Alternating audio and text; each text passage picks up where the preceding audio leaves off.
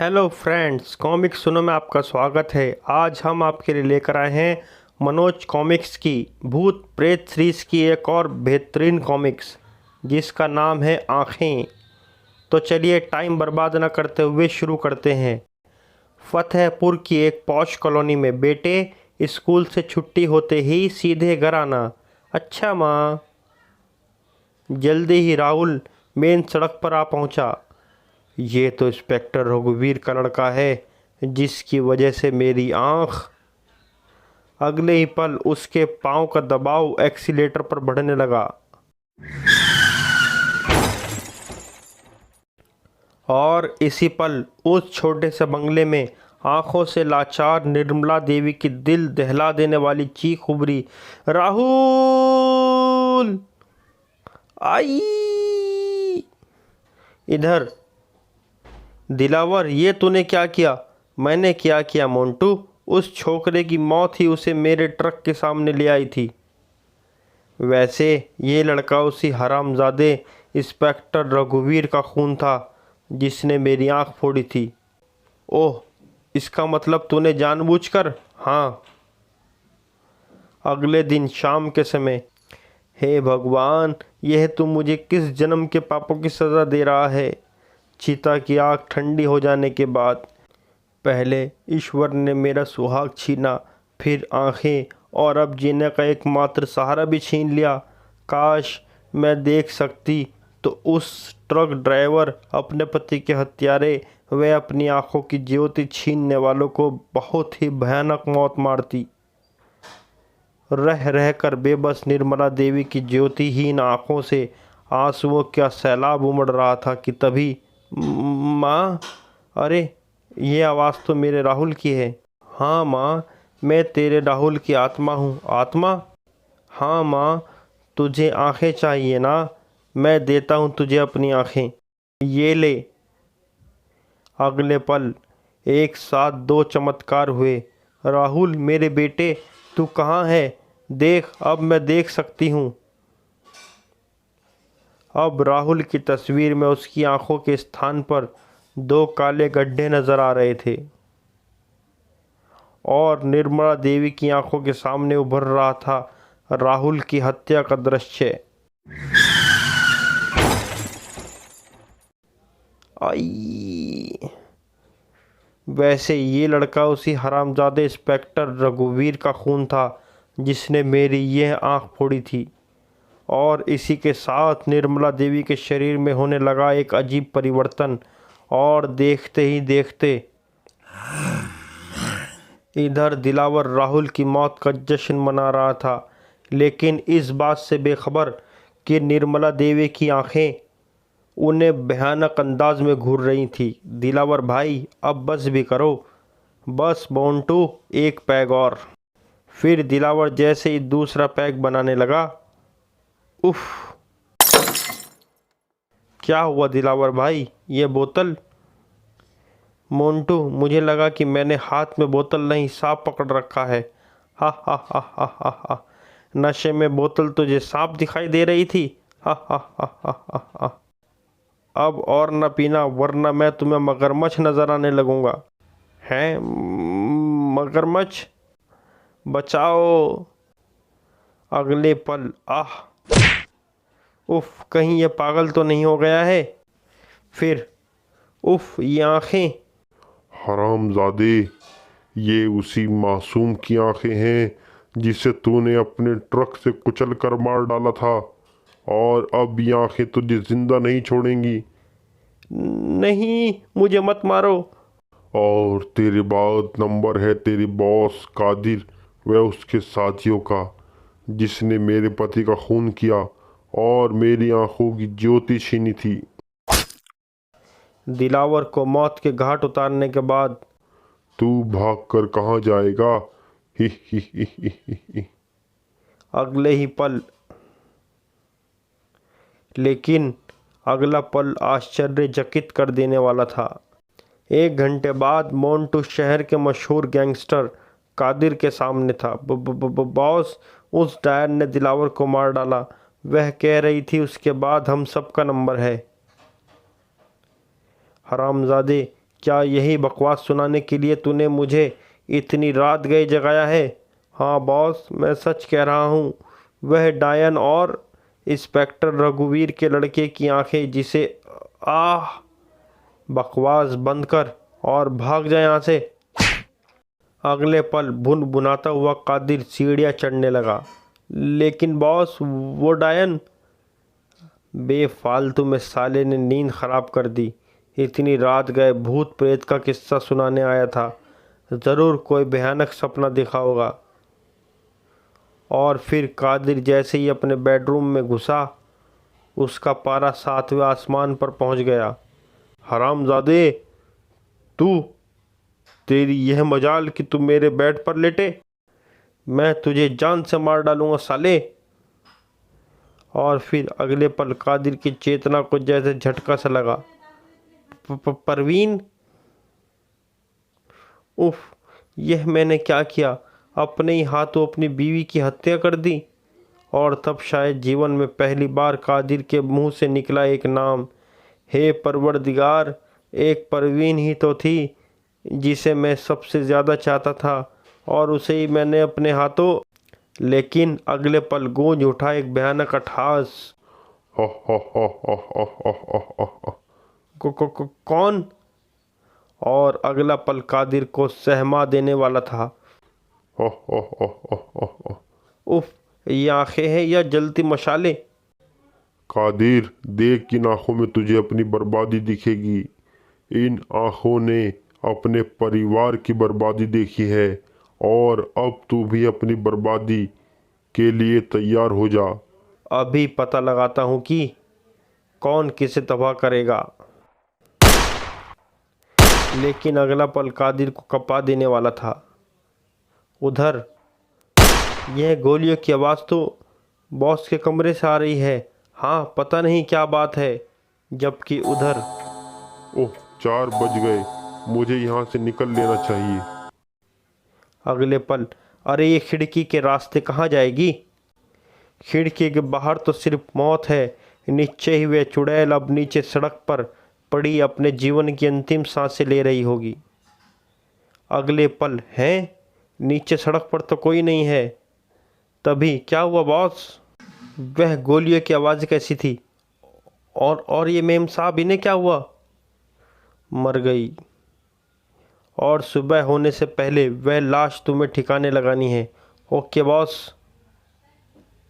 और जब उसके साथी लाश ठिकाने लगाने चले गए। Hello, inspector Kulkarni speaking. Kulkarni, मैं कादिर। आज जो कुछ मेरे साथ बीता, मैं उस पर यकीन नहीं कर पा रहा हूँ। फिर भी बताता हूँ। फिर उसने फ़ोन पर कुलकर्णी को सारी घटना बयान कर दी। उसकी पूरी बात सुनकर हा हा हा हा हा हा। कादिर भाई, मानता हूँ कि आज 1 अप्रैल है, लेकिन इतनी सुबह सुबह मूर्ख बनाने के लिए क्या तुम्हें मैं ही मिला था? कुलकर्णी, मैं गंभीर हूँ। तो ठीक है, मैं अभी तुम्हारे पास पहुँच रहा हूँ। कादिर के घर पहुंचकर दोनों ने कुछ विचार विमर्श किया, और मामले की तह तक पहुंचने के लिए हमें रघुवीर की अंधी बीवी से मिलना होगा। थोड़ी देर बाद, हत्यारे, मेरा सब कुछ छीन लेने के बाद भी तुम्हें चैन नहीं पड़ा। अब यहाँ क्यों आए हो? सिर्फ ये जानने कि कल रात डायन वाला स्वांग तुमने कैसे और क्यों रचा था। कुलकर्णी, लगता है तू पागल हो गया है। जो अड़ाप शड़ाप बक रहा है। बक मत हरामजादी, सीधी तरह से पूरी बात बता, वरना। उफ, बोल। मैं कुछ नहीं जानती। उफ, छोड़। यह ऐसे नहीं बोलेगी। शुक्रा, मैं समझ गया बॉस। अगले ही पल, उफ। फिर अपने गोदाम में लाकर कादिर के गुंडों ने उसे तरह तरह की यातनाएं दी। लेकिन वह उसकी जुबान नहीं खुलवा सके। तब थक हार कर, कुत्तों, मैंने कह दिया ना कि मैं कुछ नहीं जानती। बांध दो इसे। अब इसका फैसला कल किया जाएगा। आज रात हम देखेंगे कि वह चुड़ैल कहाँ से आती है। जल्दी ही तुम लोग होशियार रहना, यह कोई गड़बड़ी न कर पाए। Okay boss. और इधर रात होते ही और अगले पल बढ़ चली अपनी मंजिल की ओर। उधर गोदाम में, चल अब तेरी चाल है, लेकिन मेरे पास ट्रम्प कार्ड नहीं है। अरे यह लाइट को क्या हुआ, चली गई। यह तो इस शहर का प्रतिदिन का नियम है। लेकिन अगले ही पल गोदाम रोशनी से नहा गया। अरे यह रोशनी लाइट की तो है नहीं। हाँ लेकिन शुक्रा, गोपू, वह देखो, अरे ये आंखें, आंखें। अगले पल, हरामजादो, मैं तुम्हें बहुत बुरी मौत मारूंगी। भागो, इस पर शैतान सवार हो गया है, भागो। तभी निर्मला देवी की आंखें गोदाम में रखी पेटियों पर जा टिकीं और अगला पल बुरी तरह चौंका देने वाला था। और फिर कादिर के भागते गुंडों की जैसे शामत आ गई। आई! और देखते ही देखते गोदाम में मौजूद कादिर के सभी गुंडों ने दम तोड़ दिया था। और फिर अगले ही पल, hello police commissioner Wagle here. Commissioner साहब, आप पटेल नगर में जारक एंड सन्स नाम की कंपनी के गोदाम में पहुंचे। वहां आपको करोड़ों रुपए के मूल्य की ड्रग्स बरामद होगी। लेकिन तुम कौन? ओह, काट दिया। आवाज़ तो किसी स्त्री की सी लगती थी। फिर थोड़ी ही देर बाद हम लोग अभी इसी समय पटेल नगर में जारक एंड सन्स नाम की कंपनी के गोदाम में छापा मारने चलेंगे। निश्चय ही किसी मुखबिर की सूचना पर यह रेड की जा रही है। मुझे तुरंत ही यह सूचना कादिर भाई को देनी होगी अपने ऑफिस पहुंचकर। फिर दूसरी तरफ से फ़ोन उठाए जाते ही, हेलो कादिर, मैं कुलकर्णी बोल रहा हूँ, तुम्हारे पटेल नगर वाले गोदाम में रेड होने वाली है। तभी कुलकर्णी के हाथ से रिसीवर छूटते छूटते बचा। इंस्पेक्टर कुलकर्णी, लगता है तुम हड़बड़ाहट में गलत नंबर डायल कर बैठे हो। हैं? यह तो कमिश्नर साहब की आवाज़ है। निश्चय ही दूसरी तरफ से पुलिस कमिश्नर की आवाज़ थी। फिर जल्दी ही, इंस्पेक्टर कुलकर्णी, तुम्हें इसी वक्त पुलिस की नौकरी से बर्खास्त किया जाता है। लेकिन sir, shut up and get out. अब उन आंखों में गहरा संतोष था। लगभग 1 घंटे बाद, इंस्पेक्टर नाथ, इन लाशों को पोस्टमार्टम के लिए भेजने के बाद गोदाम के माल की जब्ती की कार्रवाई आरंभ करो। Okay sir. उधर, उफ, मैं तबाह हो गया कुलकर्णी, बर्बाद हो गया। कादिर भाई, नौकरी तो मेरी भी गई है। और अब जान जाएगी तुम दोनों की। हैं कौन? तभी खिड़की पर प्रकट हुई निर्मला देवी।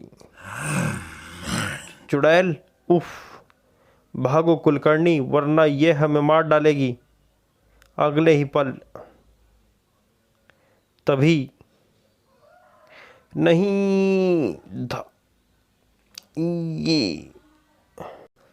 और फिर नीचे फर्श से टकराने से पहले ही कुलकर्णी के प्राण पखेरु उड़ चुके थे, जबकि कादिर भागता हुआ कोठी से बाहर निकल चुका था। उधर कादिर, अब मैं यहाँ से इतनी दूर निकल जाऊँगा कि मुझ तक उस चुड़ैल की परछाई तक नहीं पहुँच सकेगी। वैन के स्पीडोमीटर की सुई 90 और 100 के अंक के बीच थिरक रही थी, लेकिन वह इस बात से कतई बेखबर था कि उसकी वैन के पीछे आती वह 2 आंखें पल पल करीब आती जा रही थी। अगले पल, उफ, यह क्या? और फिर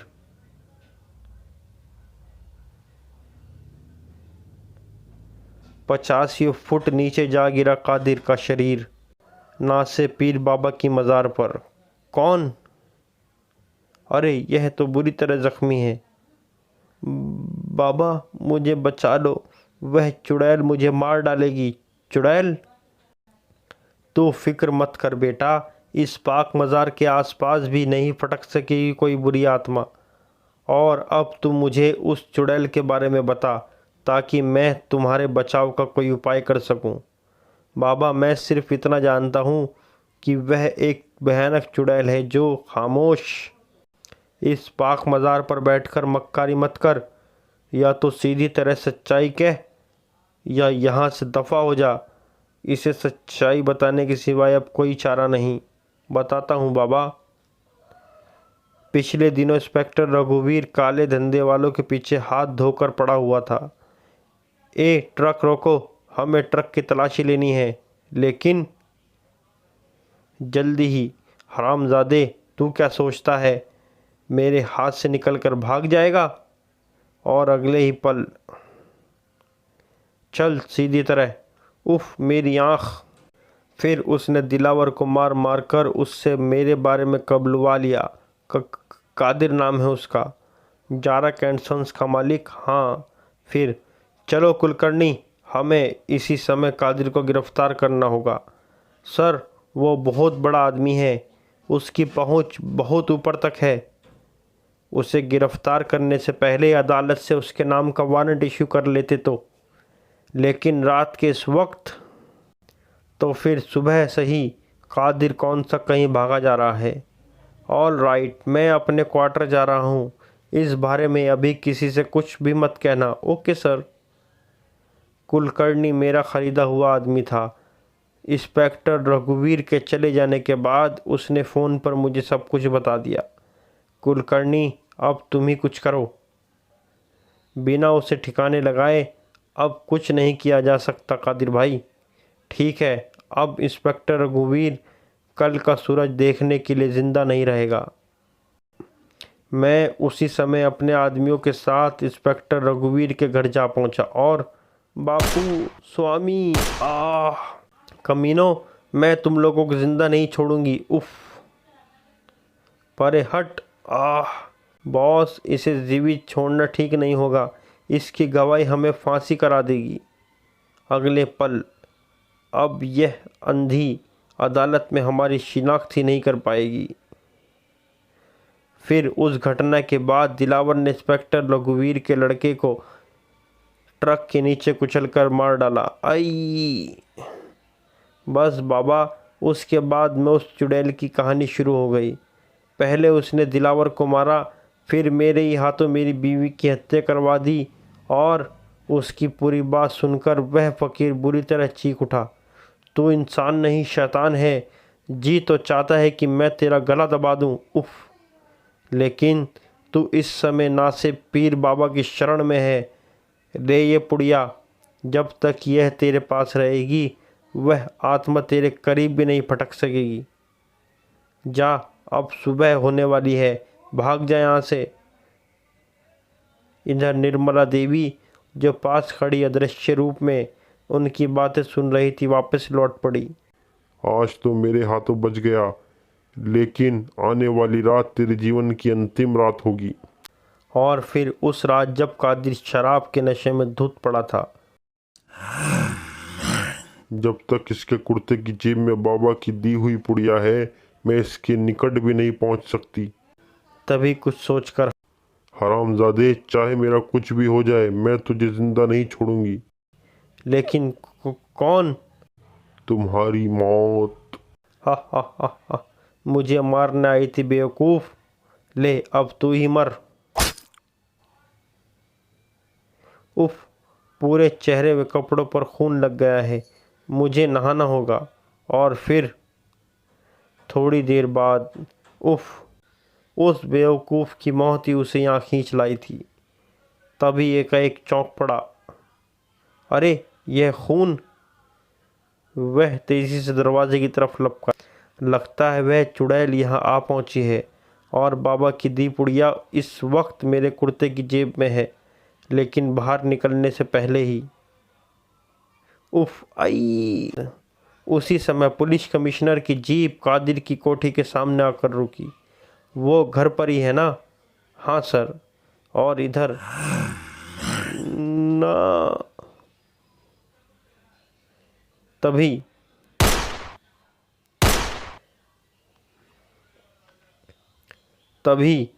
कमिश्नर साहब, क्यों सरकारी गोलियां बर्बाद कर रहे हो? मैं इंस्पेक्टर रघुवीर की विधवा हूँ और पहले से ही मौत के दरवाजे पर बैठी हूँ। मरने से पहले वह डायन वाला रहस्य तो बता दो निर्मला भाभी। मैं वो राहुल की आंखें। फिर टूटती सांसों के मध्य निर्मला देवी ने पूरी कहानी इंस्पेक्टर नाथ के सामने बयान कर दी। और फिर निर्मला देवी के दम तोड़ने के बाद आए थे कादिर को पकड़ने और सामने आई ये कहानी जिस पर शायद ही कोई विश्वास करेगा। हाँ, तुम इन लाशों को पोस्टमार्टम के लिए भेजकर अपने हिसाब से रिपोर्ट तैयार कर लेना। समाप्त।